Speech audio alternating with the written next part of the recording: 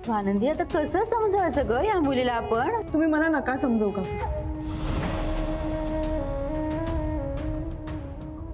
तुम्ही एक काम करा, तुम्ही महेशला फोन करून सांगा की मला घ्यायला येऊ नकोस, मला नाही जायचंय सासरी.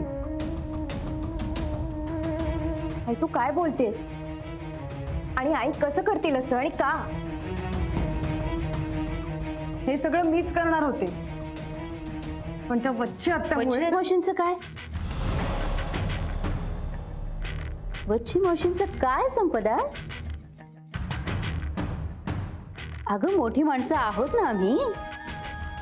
इथे आम्ही आहोत, तिथे तुझे आई बाबा आहेत, आणि तुझ्या भल्यासाठीच सगळं चाललंय की नाही? बरोबर बोलतेय ललिता. हा मग आई तुम्ही असं बोलायला लागलात ना की धीर येतो. ते काहीही असो, मी सासरी जाणार नाहीये आणि हा माझा फायनल डिसिजन आहे, त्यात कुठलाही बदल होणार नाही.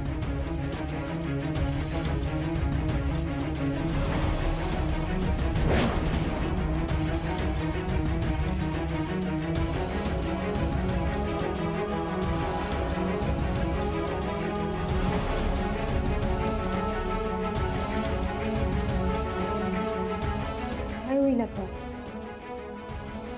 आणि ऐका ना ताई, ते वच्ची आत्यांचं काम.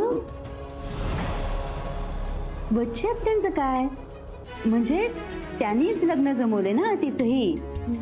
आणि तू नको इतकं टेन्शन घेऊ, सगळं नीट होईल. इंद्रनील, तू महेशशी बोल आणि मी बोलते संपदाशी. अगं ऐकेल ती माझं. नको इतकं टेन्शन घेऊ.